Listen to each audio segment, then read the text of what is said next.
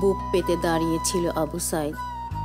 সে ভাবেনি পুলিশ তাকে সত্যিই গুলি করবে, তাই প্রথম গুলিটা খেয়ে সে একটু হতভম্ব হয়ে কেঁপে উঠল।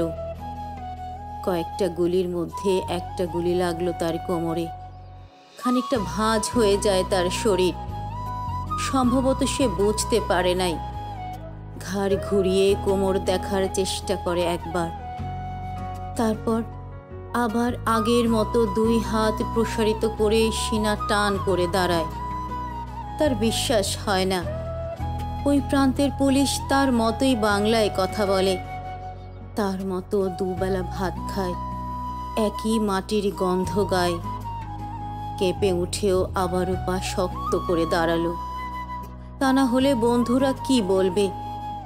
একটা গুলির আঘাতে সে পড়ে গেছে, গায়ে শক্তি নেই। আড্ডায় বন্ধুদের পরে গর্ব করে বলবে, দেখেছিস তোরা কেমন বুক চিতিয়ে বাঘের মতো দাঁড়াইছিলাম। আবারও গুলির শব্দ। পরের গুলিটা কোথায় লাগলো বোঝা গেল না, তবে আবু সাইদ টলতে লাগলো। সে পড়বে পড়বে ভাব, কিন্তু সে সোজা হয়ে দাঁড়ানোর চেষ্টা করছে। গুলি খাওয়ার আগে ফেসবুকে তার শেষ পোস্ট ছিল, যতদিন বেঁচে আছি মেরুদণ্ড নিয়ে বাঁচব। সেজন্যেই হয়তো গুলি খাওয়ার পরেও সোজা হয়ে দাঁড়াতে চেয়েছিল, কিন্তু পারছিল না। মেরুদণ্ড সোজা থাকলেও শরীরটা ক্রমশ মাটির দিকে ঢলে পড়ছে। এক পর্যায়ে তার নিজেকে ধরে রাখতে কষ্ট হয়ে গেল, তবু সে প্রাণপণ চেষ্টা করতে লাগলো।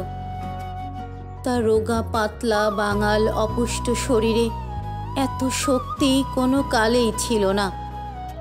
হঠাৎ মনে পড়ে গেল সে অজপাড়া গাঁয়ের দরিদ্র ঘরের ছেলে, যার মাসের টিউশনির টাকা পাঠালে গরিব বাবা মায়ের খাবারের টাকা হয়। সে 5-এ বৃত্তি পেয়েছিল, 8-এ পেয়েছিল। তার মূর্খ বাবা মা আশা বেঁধেছিলেন আবু সাইদ বড় ভার্সিটিতে টেকার পর তাদের সব কষ্ট দূর হয়ে যাবে।